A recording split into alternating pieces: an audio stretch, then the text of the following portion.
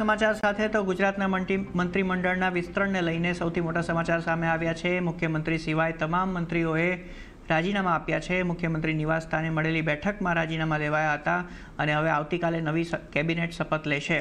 आ साथे मुख्यमंत्री आज रात्रे राज्यपाल साथे मुलाकात करशे अने नवा मंत्रीओना नामनी यादी राज्यपालने सोंपशे। हाल सीएम सिवाय तमाम 16 मंत्रीओए राजीनामा आप्या छे अने आवतीकाले बपोरे 12:39 कलाके नवुं मंत्रीमंडळ शपथ लेशे। आना पर वधु विगत लईए संवाददाता प्रणव पटेल पासेथी। प्रणव, आज शुं गतिविधि थवानी छे अने क्या धारासभ्योने फोन आववानी शक्यता छे?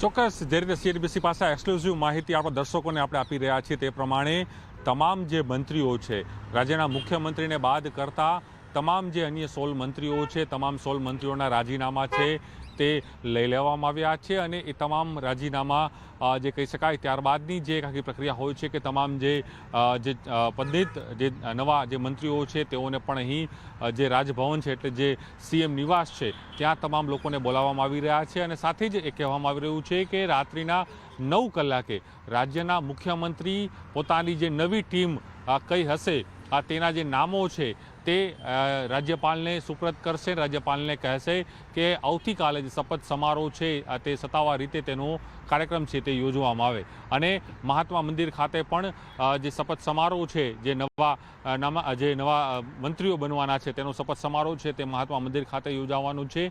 તેની અંદર મુખ્યત્વે જે અતિથિ તરીકે ભારતીય જનતા પાર્ટીના જે રાષ્ટ્રીય અધ્યક્ષ છે અને સાથે જ જે કહી શકાય દિગ્ગજ નેતા જેપી નડ્ડા પણ જેઓ ગુજરાતના પણ રાજ્યસભાના સાંસદ છે તે પણ હાલ થોડી મિનિટો પહેલાં જ અમદાવાદ એરપોર્ટ પર તેઓનું આગમન થઈ ગયું છે અને તેઓ સીધા રાજભવન એટલે જે સીએમ નિવાસ છે તે સીએમ નિવાસ ખાતે પહોંચશે અને રાજ્યના મુખ્યમંત્રી સાથે તેઓ વાર્તાલાપ કરશે અને ત્યારબાદ જે નવા જે ચહેરાઓ જે આવવાના છે તે પણ જે એક્સક્લુઝિવ માહિતી આપણે દર્શકોને આપણે આપીએ તો આ વખતેનું જે મંત્રીમંડળ હશે દાદા સરકારનું તેની અંદર વધુમાં વધુ એટલે પૂર્ણ પ્રકારનું જે મંત્રીમંડળ અહીં જોવા મળશે।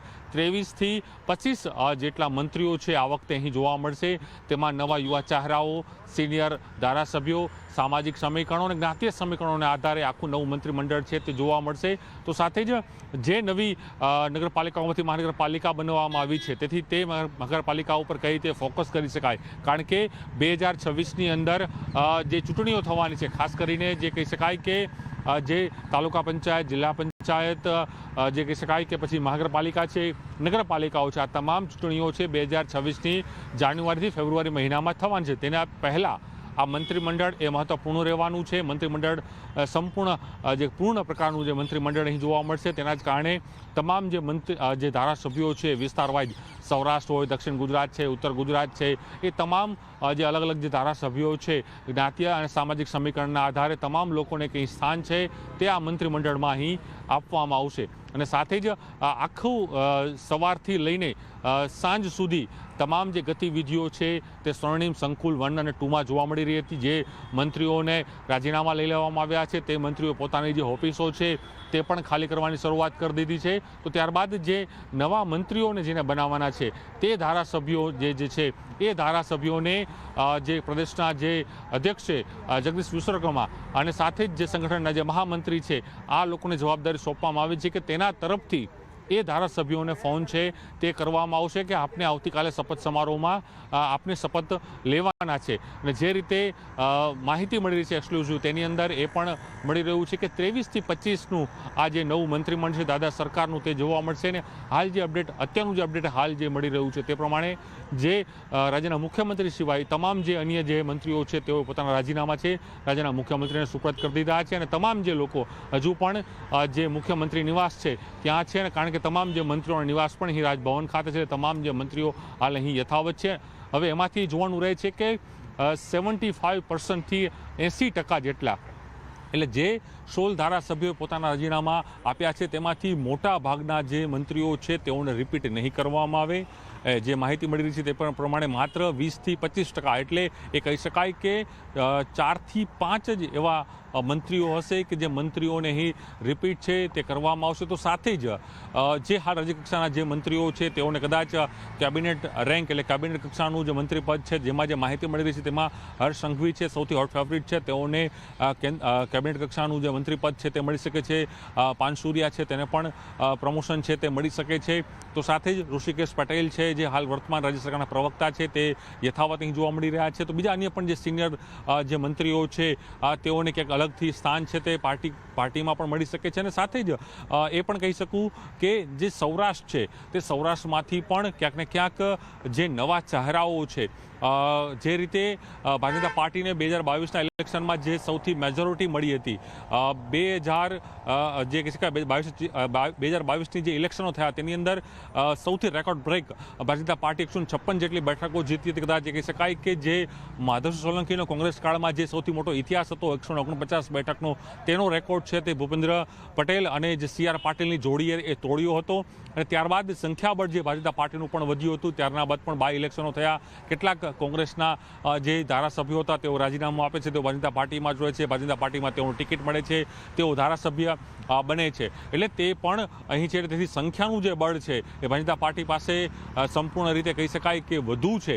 તેથી તમામ જે ધારાસભ્યો છે, તમામ જિલ્લાઓ છે, જ્ઞાતીય અને સામાજિક સમીકરણો છે, તે કહી શકાય કે તેનું અહીં સમન્વય છે તે અહીં કરવામાં આવશે. અને મોડી રાતે 11 થી 12 કલાક સુધીમાં એ નામો છે તેના ઉપર પણ મહોર અહીં ચોક્કસપણે લાગી જશે. પરંતુ તેના પહેલાં જે રાજકીય ગતિવિધિઓ અહીં જોવા મળી રહી છે તે પ્રમાણે સ્વર્ણિમ 1 હોય કે સ્વર્ણિમ 2 છે તેમાં ગતિવિધિ જોવા મળી હતી. અને સાથે જ સવારથી રાજ્યના જે મુખ્યમંત્રી છે તેઓનો મુંબઈ પ્રવાસ હતો. ત્યારબાદ તેઓ જ્યારે બપોર 3 કલાકે અહીં પરત ફરી છે, ત્યારબાદથી સતત જે મુવમેન્ટ છે તે રાજભવન ખાતે જોવા મળી રહી છે. અને રાજ્યપાલ પણ રાત્રિના 8 કલાક બાદ, કારણ કે તેઓને મહારાષ્ટ્રનો પણ જે ચાર્જ છે તેઓ પાસે રાજ્યપાલ તરીકે છે, ત્યારે તેઓ મહારાષ્ટ્રથી અહીં ગુજરાત આવશે. અને ગુજરાત ત્યારબાદ જે આખી આગળની જે પ્રક્રિયા છે તે પ્રક્રિયા હાથ ધરવામાં આવશે. અને આવતીકાલે મહાત્મા મંદિર ખાતે જે શપથ સમારોહ જે છે, નવા જે મંત્રીઓ છે, જે દાદા સરકારની જે નવી ટીમ છે, એ નવી ટીમ છે તે આવતીકાલે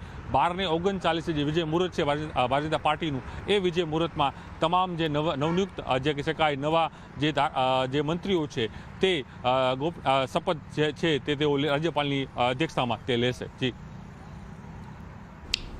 પ્રણવ, ખૂબ ખૂબ આભાર તમારો સંપૂર્ણ વિગત આપવા માટે.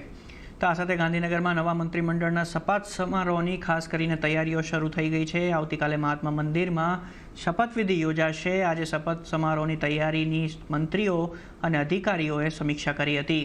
મંત્રી ઋષિકેશ પટેલ અને હર્ષ સંઘવીએ મહાત્મા મંદિર ખાતે આવતીકાલે થનાર શપથ ગ્રહણની તૈયારીઓની સમીક્ષા કરી.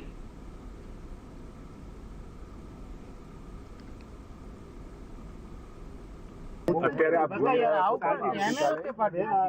12:39 વિજય મુહૂર્તની અંદર નવા મંત્રીમંડળની શપથવિધિને થવાનું છે. એના અંગે આ આખી માહિતી, કેટલા લોકો આવશે, શું આવશે, એની વ્યવસ્થા આજે હું અને હર્ષભાઈ જોવા. કેન્દ્રીય નેતૃત્વમાંથી કોઈ રહેવાનું છે એ કન્ફર્મેશન મળશે એ પ્રમાણે. સાહેબ, કયા રાષ્ટ્રીય નેતાઓ આવશે અને કયા પ્રકારની કન્ફર્મેશન મળ્યા પછી એ વાત કરીશું.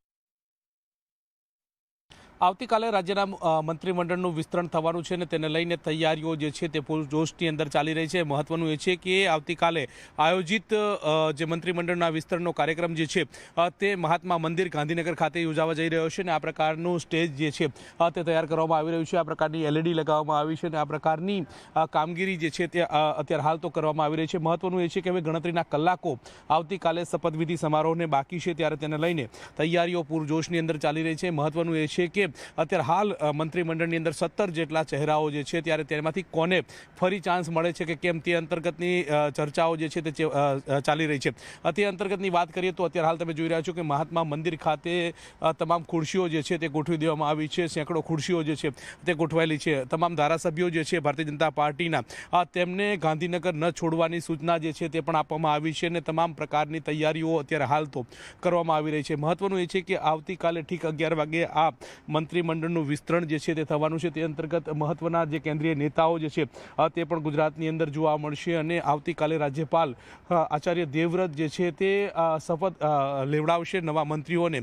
ત્યારે હવે જોવાનું એ રહે છે કે કયા કયા મંત્રીઓનો આ મંત્રીમંડળની અંદર સમાવેશ થાય છે, કોને કોને ચાન્સ મળે છે, તે ઉપર સૌ કોઈની નજર મંડરાયેલી છે. કારણ કે અત્યારે હાલ જોઈએ તો રાજ્ય સરકારના મંત્રીમંડળના મહેકમમાં 17 જેટલા મંત્રીઓ જે છે તેમનો સમાવેશ કરવામાં આવ્યો છે. નવા કેટલાક ચહેરાઓ ઉમેરાય તે પ્રકારે લાગી રહ્યું છે. 261 જેટલા ધારાસભ્યો જે છે ભારતીય જનતા પાર્ટીમાં છે, ત્યારે હવે અગાઉની જે ભૂપેન્દ્ર પટેલની ટીમ જે હતી તેમાં 23 જેટલા ધારાસભ્યોનો સમાવેશ કરવામાં આવ્યો હતો, ત્યારે હવે કેટલા નવા ધારાસભ્યો ઉમેરવામાં આવે છે અને કોને આવતીકાલે અહીંયાથી એટલે કે આ સ્ટેજ ઉપરથી મંત્રીમંડળ તરીકે અને મંત્રીના સમાવેશ થયા બાદ તેમને શપથમાં ચાન્સ મળે છે તે ઉપર સૌ કોઈની નજર હાલ તો મંડરાયેલી છે, પરંતુ તૈયારીઓ પૂરજોશની અંદર ચાલી રહી છે.